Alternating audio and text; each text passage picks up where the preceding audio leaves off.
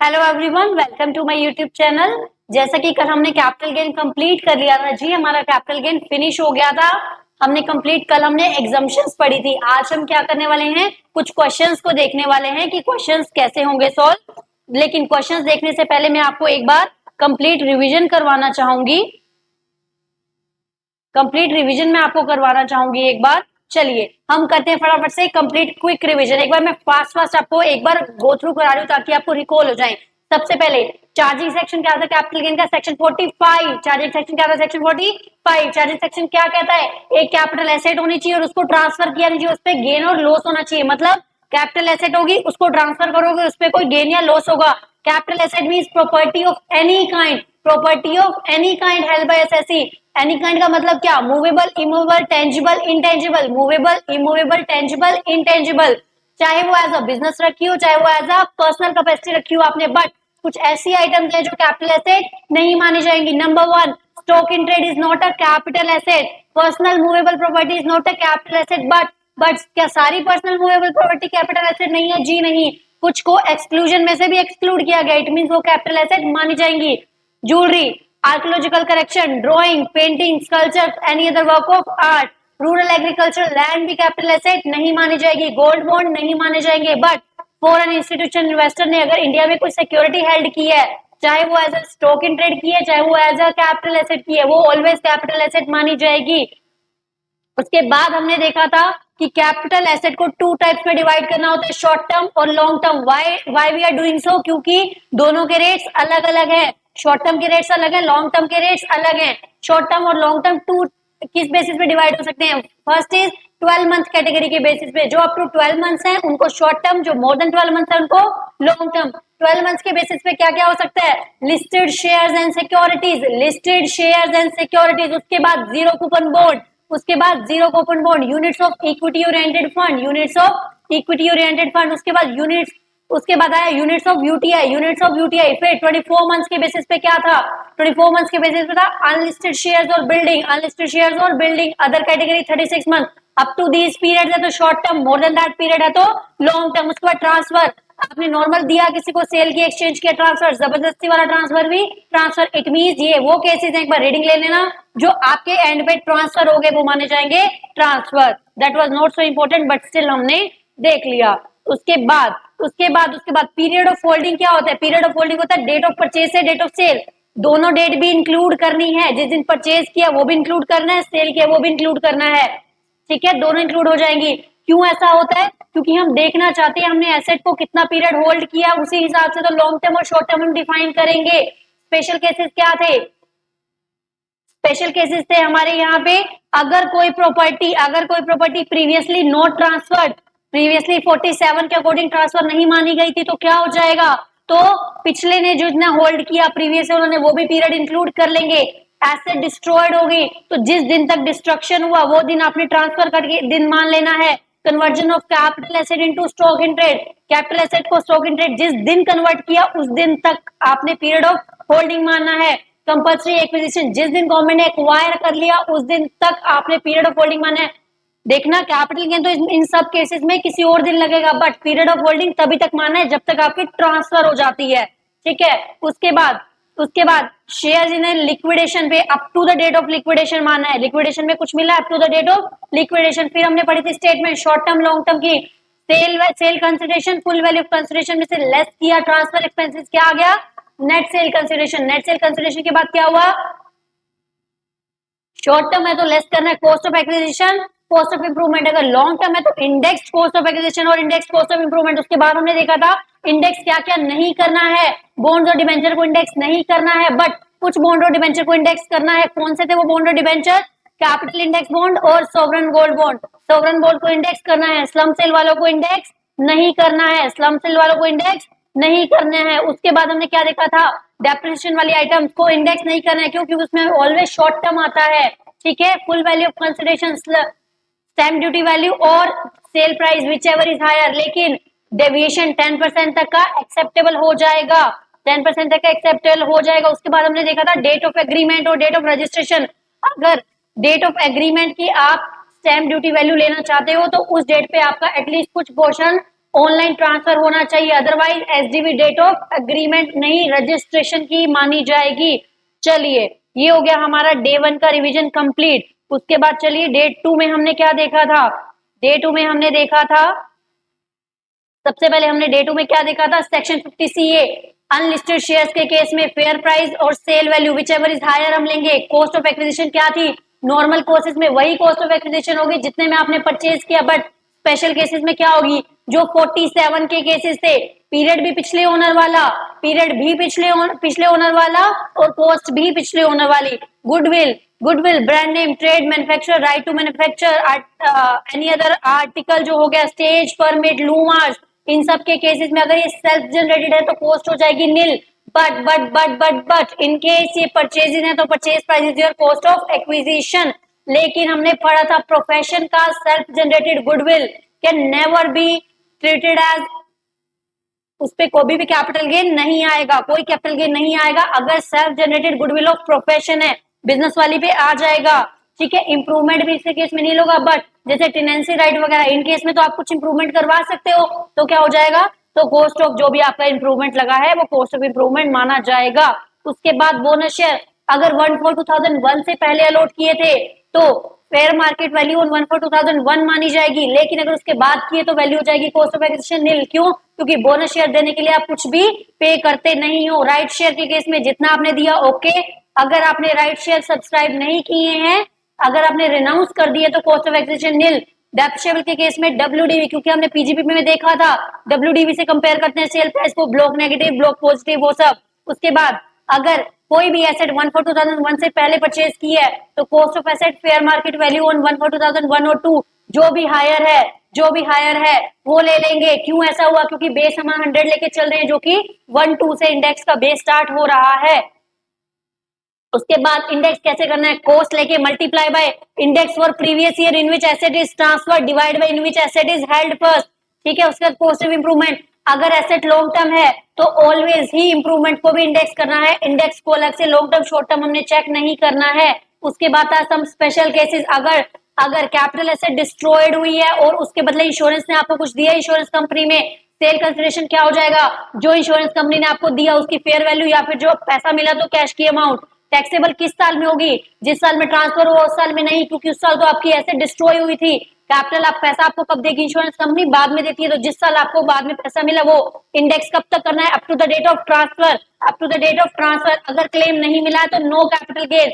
उसके बाद capital asset is converted into stock in trade, अगर कैपिटल एसेट को स्टॉक इन ट्रेड में कन्वर्ट कर दिया गया है तो sale consideration fair market value of capital asset. क्यों, क्योंकि अगर आप उसको मार्केट में अगर आप कन्वर्ट नहीं करते तो मार्केट में मार्केट के प्राइस पे बेचते, इसलिए ये वैल्यू आ गई। उसके बाद capital gain in which stock is sold, government आपसे कलेक्ट तो तब करेगी ना जब आपके पास स्टॉक बिकने के बाद पैसा आ गया। ठीक है, index year of conversion, special cases में इंडेक्स हमेशा कन्वर्जन के ईयर तक करना है या ट्रांसफर के ईयर तक करना है। उसके बाद अगर किसी पर्सन ने फर्म में कोई एसेट इंट्रोड्यूस की तो क्या लेना था, सेल कंसिडरेशन। यहाँ पे स्पेशल केस था, जो उनके अकाउंट में क्रेडिट हुआ है वो लेना है। अगर on the other hand firm ने पार्टनर्स को दिया या किसी मेंबर को दिया तो क्या लेना है, fair market value will be the sale consideration in the hands of the firm या एओपी बीओआई, जो भी पॉइंट यहाँ पे आ जाएगा। उसके बाद चलिए, उसके बाद आया था, उसके बाद कंपल्सरी एक्विजिशन के केस में हमने क्या कहा था, कंपल्सरी एक्विजिशन के केस में ट्रांसफर तो तब माना जाएगा जब गवर्नमेंट ने आपसे एक्वायर कर लिया, बट आपको टैक्स कब लगेगा कैपिटल गेन, जिस दिन आपको गवर्नमेंट ने पैसा दिया, चाहे पार्ट मनी दी तो भी कैपिटल गेन फुल लग जाएगा, पार्ट मनी पे भी फुल लग जाएगा। बट एनहांस कंपनसेशन के केस में कॉस्ट ऑफ एक्विजिशन नील। क्यों क्यों क्यों क्यों क्योंकि उसका कॉस्ट ऑफ एक्विजिशन तो ऑलरेडी आप डिडक्ट कर चुकी हो, जो ओरिजिनल कंपनसेशन आपने निकाला था, एनहांस्ड वाला तो उसी के इफेक्ट से निकल रहा है। ठीक है, एनहांस्ड कंपनसेशन पे आपको इंटरेस्ट भी मिलता है, वो इंटरेस्ट अदर सोर्सेज में जाएगा जिसमें से 50% एग्जाम्प्ट होगा, जो कि हम आगे दोबारा पढ़ेंगे। स्लम सेल मैंने आपको बता दिया था, स्लम सेल क्या था, पूरी की पूरी अंडरटेकिंग सेल करनी है। इस केसेस में इंडेक्स कभी भी नहीं होता, sale consideration less transfer expenses net sale consideration. यहाँ पे चेंज क्या है, कॉस्ट ऑफ एक्विजिशन की जगह क्या आएगा, net worth of the undertaking आ जाएगी। एडवांस मनी फॉरफिट अगर 1/4/2000 पहले से फॉरफिट की है तो कॉस्ट ऑफ एक्विजिशन में से लेस कर देंगे, अगर 1/4/2014 के बाद की है तो उसको उसको अदर सोर्सेज में जाके डील करेंगे। लेकिन अगर एडवांस मनी फॉरफिट किया प्रीवियस ओनर ने तो उसको हमने इग्नोर करना है, क्योंकि पैसा किसी और ने लिया, हम उसको ट्रीटमेंट नहीं करेंगे। ये हुआ हमारा कंप्लीट सेकेंड डे का रिवीजन। चलिए अब चलते हैं एग्जाम्पशन का रिवीजन। आई होप आपको एग्जाम्पशंस में मजा आया होगा। सबसे पहले हमने देखा था 54 BOD 4BD 4 पढ़ते हैं। सबसे पहले इंडिविजुअल और एचयूएफ ने अगर कोई रेजिडेंशियल हाउस प्रॉपर्टी बेची और उस पर लॉन्ग टर्म कैपिटल गेन निकाला, उसके बाद उन्होंने 1 रेजिडेंशियल हाउस खरीदा, up to 2 crore long term capital gain चल जाएगा। कब खरीदा? -1 + 2 + 3 -1 + 2 + 3 विड्रॉल एग्जाम्पशन अगर उन्होंने कंडीशंस वॉयलेट कर दी, पहले ही 3 साल के अंदर अंदर घर नया घर भी बेच दिया, एग्जाम्पशन लेने के चक्कर में बस लिया था, तो क्या हो जाएगा? जो भी कैपिटल गेन था वो कॉस्ट ऑफ एसेट में से लेस हो जाएगा। क्यों? क्योंकि बाद में वो कैपिटल गेन लगाना चाह रहे हैं। कितना एग्जाम्प्ट होगा? जितना कैपिटल गेन था या फिर up to the amount of investment, दोनों में से लोअर वाला लेस हो जाएगा। 54B क्या कहता था? अर्बन एग्रीकल्चर लैंड बेच के इंडिविजुअल एचएफ क्या खरीदेगा? एग्रीकल्चर लैंड अगर खरीद रहा है तो। लेकिन यहाँ पे कैसे लॉन्ग टर्म कैपिटल गेन था? जी नहीं, लॉन्ग टर्म भी शॉर्ट टर्म भी। 54D क्या कह रहा था? Compulsory acquisition of industrial undertaking, short term long term दोनों चलेंगे। आपने वही खरीदना है फिर से, लेकिन within 3 years of the date of transfer आपने खरीद लेना है। एग्रीकल्चर लैंड में within 2 year date of transfer आपने खरीद लेना है। डिडक्ट कितना होगा? कैपिटल गेन और amount invested whichever is lower, आपको लेस हो जाएगा। चलिए उसके बाद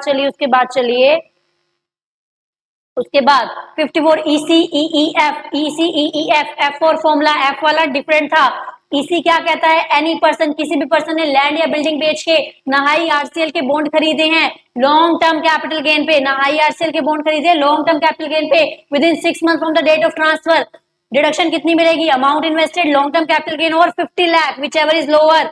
अगर 54 EE आया, EE क्या कहता है? एनी कैपिटल एसेट बेच के स्पेसिफाइड यूनिट खरीद ली जो गवर्नमेंट ने बताई थी लॉन्ग टर्म कैपिटल गेन पे, ठीक है। विद इन 3 years उसने क्या करना है? अगर 3 years में उसको बेचना नहीं है, ठीक है, again long term capital gain पे ही होगा। कितना मिलेगा? Capital gain amount invested 50 lakh whichever is lower. F में क्या था? अदर देन रेजिडेंशियल हाउस बेच के रेजिडेंशियल हाउस खरीदा, अदर देन रेजिडेंशियल हाउस बेच के रेजिडेंशियल हाउस खरीदा, क्योंकि इस केस में नेट सेल कंसिडरेशन वो हमसे इन्वेस्ट करवाना चाह रहा है, तो अमाउंट कैसे निकलेगी? Investment divide by sale consideration into capital gain, ठीक है। कैपिटल गेन अगर 3 साल के अंदर अंदर वो बेच दिया तो एग्जम्पशन विड्रॉल हो जाएगी, और क्या हो जाएगा? एग्जम्पशन विड्रॉल हो जाएगी तो क्या हो जाएगा? दोबारा से कैपिटल गेन लग जाएगा। इन तीनों केसेस में दोबारा से कैपिटल गेन लग जाएगा, कॉस्ट ऑफ एक्विजिशन में से लेस नहीं होगा। उसके बाद चलिए, उसके बाद हमने पढ़ा GGAGB, जी क्या कह रहा था? एनी पर्सन ने land building plant and machinery, इसका पर्पस क्या था? Urban to rural. GA का पर्पस क्या था? Urban to SEZ, urban to SEZ। GB का मतलब घर बार बेच के बिजनेस स्टार्ट कर रहे हो, ठीक है। जी में कितना डिडक्शन था? जी में कितना डिडक्शन मिलने वाला था आपको? डिडक्शन मिलने वाला था इसमें कैपिटल गेन और अमाउंट इन्वेस्टेड, जीए में भी उतना ही मिलेगा, जी में भी, लेकिन जीबी में फॉर्मूला लगेगा। क्यों? हमने पढ़ा था F4 फॉर्मूला घर बार फॉर्मूला, ठीक है। इन दोनों में फॉर्मूला लग जाएगा। बाकी हमारे प्रैक्टिकल पॉइंट से इंपॉर्टेंट नहीं है, बट यस अगर थ्योरिक पॉइंट ऑफ से आपका क्वेश्चन आता है तो these charts are sufficient for you. It covers each and everything which will make your answer different from other. Just go and download it from my Telegram channel. You can download it and join my Telegram channel so that आपको update मिलते रहे। मैं सारे जो भी PDF है मैं वहां पे शेयर करती रहती हूँ। चलिए ये हो गया हमारा फिनिश। कितने टाइम लगा हमें इसको फिनिश करने में? अभी हम स्टार्ट करेंगे क्वेश्चन प्रैक्टिस।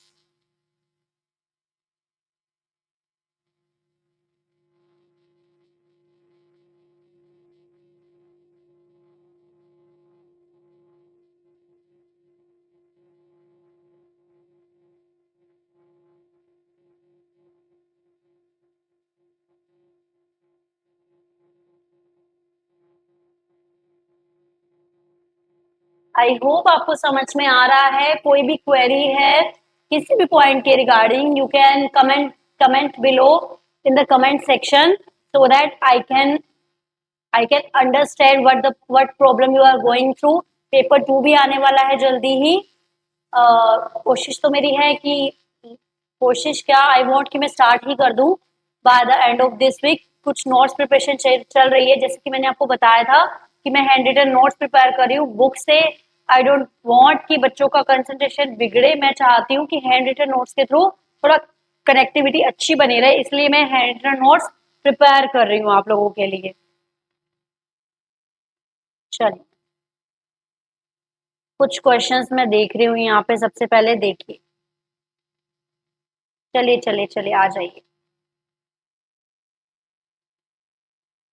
देखिए सबसे पहले क्या क्वेश्चन कह रहे हैं, what do you understand by the capital gain, what do you understand by the capital gain.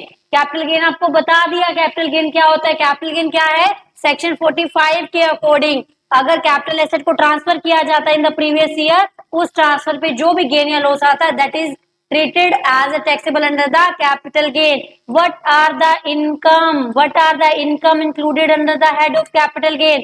कौन सी इनकम इंक्लूड करते हैं वो मैंने आपको बता दी है, जो उसको ट्रांसफर करने पे होते, कुछ स्पेशल केसेस हैं कुछ नॉर्मल केसेस हैं। नेक्स्ट क्वेश्चन देखिए, what is the capital asset under the income tax act. Capital asset क्या था, कैपिटल एसेट क्या था, any property of any kind. अब तक तो आपको लर्न हो जाना चाहिए, property of any kind held by the senses, movable immovable tangible intangible, ठीक है, ये सब थी कैपिटल एसेट, चाहे वो पर्सनल पर्पस के लिए चाहे वो बिजनेस पर्पस के लिए हो। Can the following be included in the capital asset. देखो वो क्या पूछ रहा है, क्या ये चीजें कैपिटल एसेट हैं जो आगे मेंशन की गई हैं। स्टॉक इन ट्रेड, हमने तो स्टॉक इन ट्रेड को एक्सक्लूजन में पढ़ा था, तो ये कैपिटल एसेट नहीं है। Personal effect to assessee, personal effect, क्या सारे पर्सनल इफेक्ट कैपिटल एसेट है, जी नहीं। Personal movable property is not a capital asset but immovable वाली always a capital asset. Personal movable property, उसने पूछा पर्सनल इफेक्ट टू असेसी, तो आपने ये नहीं लिखना नहीं है, आपने बताना है only personal movable property is not a capital asset. But क्या सारी personal movable property capital asset नहीं है, जी नहीं, उसमें से भी कुछ एक्सक्लूड किया गया है, वो एक्सक्लूजन को आपने बताना है। Goodwill, goodwill is a capital asset, हमने क्या पढ़ा था, सेल्फ जनरेटेड जो गुडविल है उसकी कॉस्ट ऑफ एक्विजिशन नील होती है, तो उसपे कैपिटल गेन तो आ सकता है ना, तो कैपिटल एसेट हुई तभी तो कैपिटल गेन आया। उसके बाद examine the taxability of capital gain arising on the following transaction. बताओ, on the sale of self generated goodwill of profession, आप मुझे बताएंगे कि क्या होगा।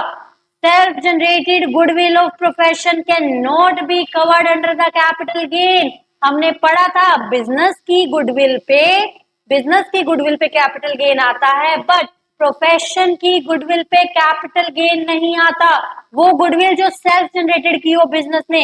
आई होप आपको समझ में आ गया होगा, मैंने यहाँ पे कुछ भी नहीं छोड़ा है आप लोगों के लिए, सब अच्छे से डिटेल में कवर करवा दिया है। उसके बाद देखिए,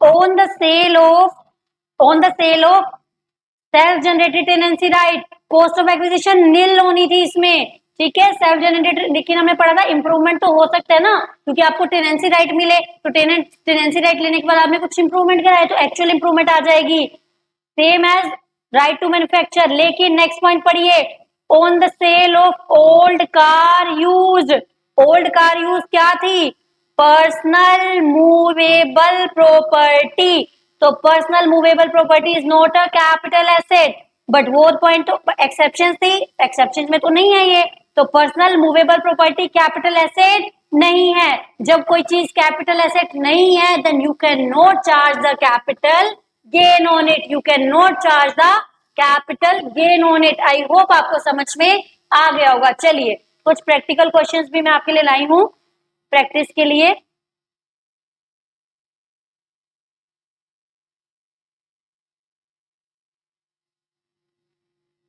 चलिए देखिए, सबसे पहले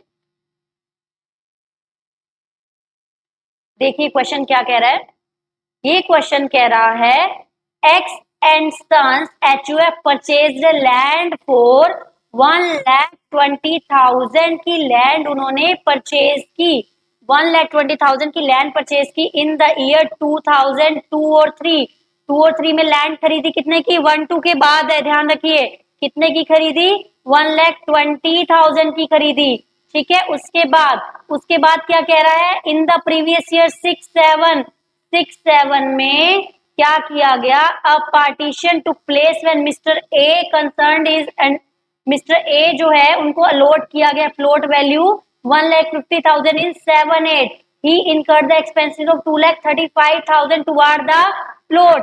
2,37,8 में उसने क्या किया, 7-8 में 2,35,000 की इम्प्रूवमेंट करवाई, 2,35,000 की इम्प्रूवमेंट करवाई। Mister A sell his plot land on 20-21 में, हमारे ईयर में कितने में बेच दिया, 15 लाख में बेच दिया। तो सेल कंसिडरेशन क्या हो गया, 15 लाख हो गया। ट्रांसफर एक्सपेंसेस कितने हो गए, 20,000 हो गए। तो नेट सेल कंसिडरेशन आ गया 14,80,000। अब हमें चाहिए इंडेक्स कॉस्ट ऑफ एक्विजिशन और इम्प्रूवमेंट।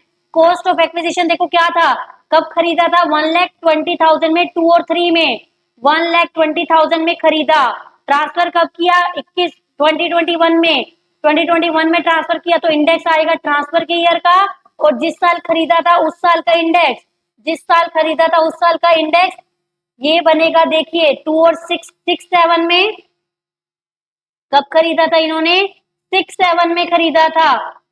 देखो उसने क्या किया, लैंड खरीदी थी ना, तो बिल्डिंग तो उसने कब बनाई, 6 और 7 में बनाई। तो cost of acquisition of building क्या हो जाएगी, cost of acquisition of building क्या हो जाएगी, 6-7 में, 6-7 में उसकी बिल्डिंग बनी कितना, 122 ये आ जाएगा index cost of acquisition. Cost of improvement क्या आएगा, 2,35,000 उसने कब खर्च किए, उसने खर्च किए 7-8 में।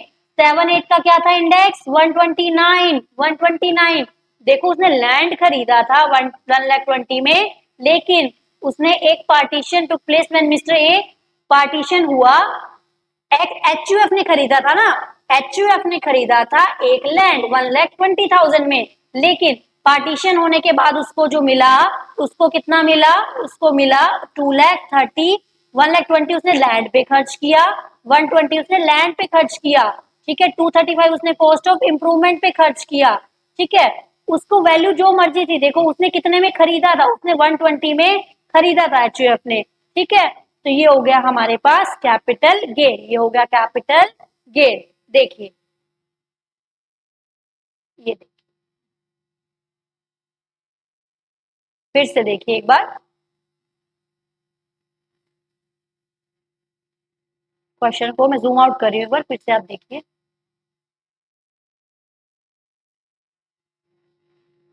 एक्स एंड सन्स एचयूएफ ने परचेज किया लैंड, लैंड परचेज किया इतने में 2002-3 में, इन द प्रीवियस 6-7 अब पार्टीशन टू प्लेस, पार्टीशन हो गया, एक कॉम्प्रेंसर था, कॉम्प्रेंसर मतलब उसका एक मेंबर जिसको अलॉट की गई वैल्यू इतनी थी, हमने क्या लेना, उसका खर्चा तो लैंड पे 120 हुआ ना, 120 हुआ ना कॉस्ट ऑफ एक्विजिशन पे, तो वैल्यू जो मर्जी हो। उसने बोला कॉर्पोरेंसर जो एक बंदे को दिया गया उसके मेंबर को 278 में ही इनकर द एक्सपेंसेस, ये तो आपको क्लियर है, पर ये चीज आपको ध्यान में रखनी है, लैंड परचेज की थी 1,20,000 में, कॉस्ट ऑफ एक्विजिशन 1,20,000 ही आएगा।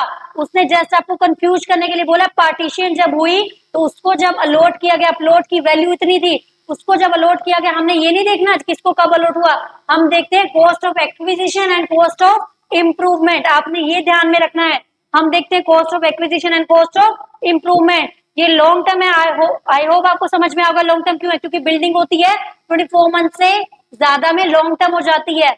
तो ये कब खरीदा था, 1 2 3 6 7 का बना हुआ है ये तो, ठीक है। उसके बाद देखिए, अब आप कहोगे तो इंडेक्स भी तो 2-3 का आना चाहिए था, इंडेक्स 2-3 का नहीं आना चाहिए था, क्यों, क्योंकि हमने इंडेक्स क्या पढ़ा था, cost of acquisition into into index कब का, in which asset transfer divide by index कब का, जब asset first held by the assessee, land खरीदी थी 2-3 में, लेकिन जिसने जो प्रॉपर्टी बेची वो प्रॉपर्टी उसके हाथ में कब आई थी, वो प्रॉपर्टी उसके हाथ में तो 7-8 में आई ना, इसलिए डिवाइड में 7-8 का लिया गया है। मैंने आपके सारी कंफ्यूजन दूर किए, ध्यान से देखिए अब आप, ठीक है। डिवाइड में 122 क्यों आया, क्योंकि उसके हाथ में वो प्रॉपर्टी जो उसने बेचनी है वो तो 7-8 में आई ना, तब तो लैंड खरीदी थी। आई होप आपको समझ में आ गया होगा, दिस क्वेश्चन इज डिफरेंट, तो प्लीज ध्यान से कीजिए इसको।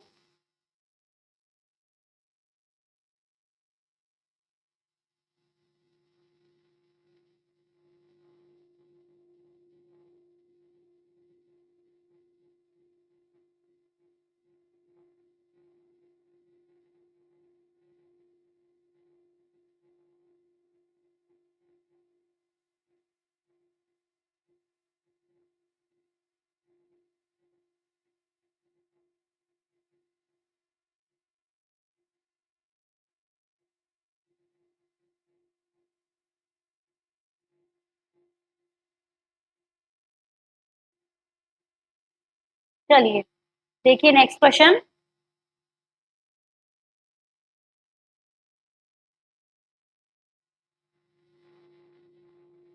नेक्स्ट क्वेश्चन देखो क्या कह रहा है।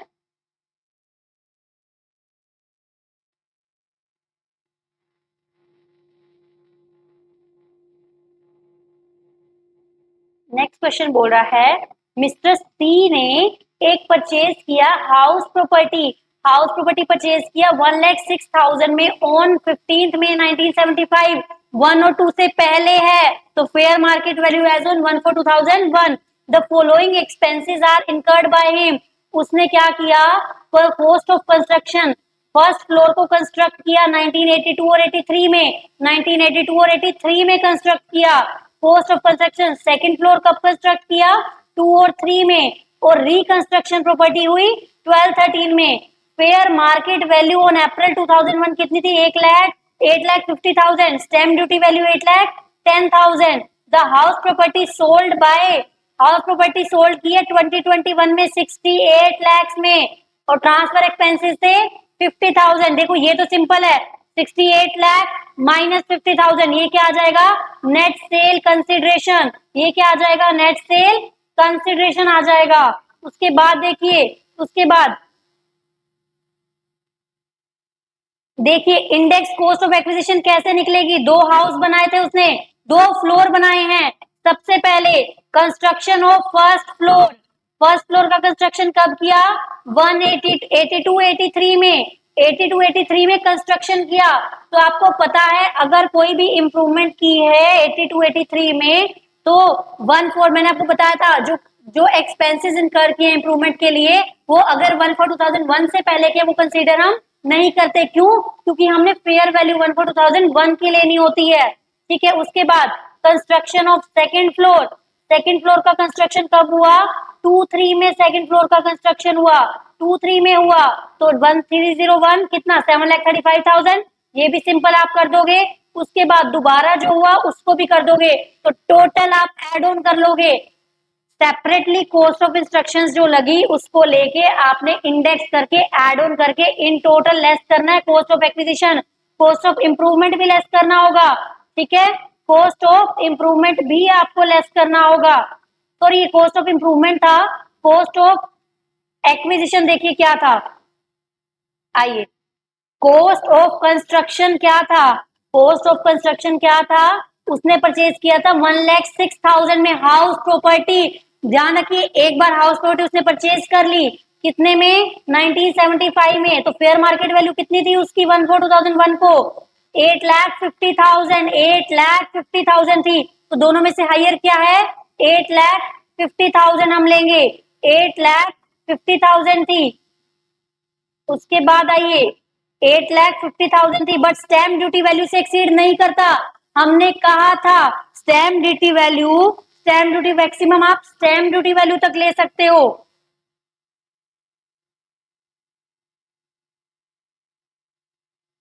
देखिए index cost of acquisition, fair market value कितनी बोल रहा है वो, actual cost is ignored as it is lower than the fair market value. Actual cost को इग्नोर कर दिया, it should not exceed the stamp value as on. ध्यान रखिए ये आपके कोर्स में खैर इतना कवर नहीं होता डिटेल में, बट आप ध्यान रखिए कि अगर 1/4/2001 की आप वैल्यू ले रहे हो तो वो वैल्यू स्टैम्प ड्यूटी से एक्सीड नहीं करनी चाहिए। नॉर्मल तो क्या पढ़ा हमने, एक्चुअल कॉस्ट और fair market value whichever is higher हम वो देखते हैं, बट ये स्टैम्प ड्यूटी वैल्यू जो 1/4/2001 की थी उससे एक्सीड नहीं करनी चाहिए।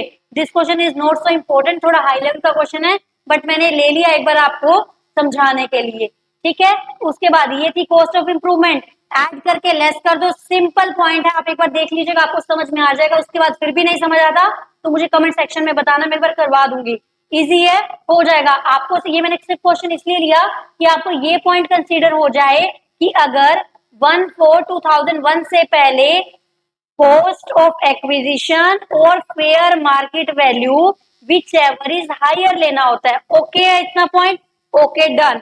लेकिन वो कह रहा है ये 8,10,000 से एक्सीड नहीं करना चाहिए, एक्सीड नहीं करना चाहिए। जनरली आपको इतना डेप्थ में नहीं पूछेगा कि 1/4/2001 की भी स्टैम्प वैल्यू दे देगा, नहीं, आप नॉर्मली इतना याद रखोगे तो चल जाएगा। अगर स्टैम्प ड्यूटी वैल्यू नहीं दी होती 1/4/1 की, आप नॉर्मली क्या करते, फेयर मार्केट वैल्यू और cost of acquisition whichever is higher ले लेते। लेकिन कॉस्ट ऑफ इंप्रूवमेंट 1/4/2001 से पहले वाली इंप्रूवमेंट नहीं लेते, क्यों? क्योंकि आपने कॉस्ट 1/4/1 वाली ली जिसमें फेयर मार्केट वैल्यू आ गई, तो इंप्रूवमेंट ऑटोमेटिकली उसी में आ गई, ठीक है। कॉस्ट ऑफ इंप्रूवमेंट, बाकी दो कॉस्ट ऑफ इंप्रूवमेंट ऐड कर दीजिए, फिर आपका आ जाएगा long term capital gain.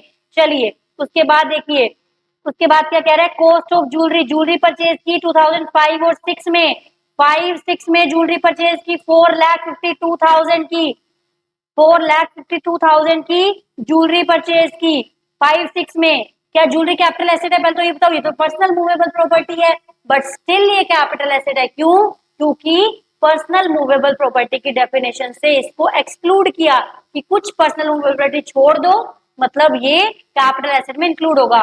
Jewellery बेची कब? 12,50,000 में बेची 2021 में, तो 12,50,000 आ गया सेल प्राइस, 12,50,000 आ गया सेल प्राइस। देखिए 12,50,000 आ गया sale price. Expenses on transfer आ गए 7,000, 12,43,000। ज्वेलरी खरीदी 4,52,000 की, कब खरीदी थी? 5-6 में खरीदी। बेच कब रहे हो? 2021 में। 2021 का index 301 multiply 301 divide by 117, less कर दो तो क्या आ गया?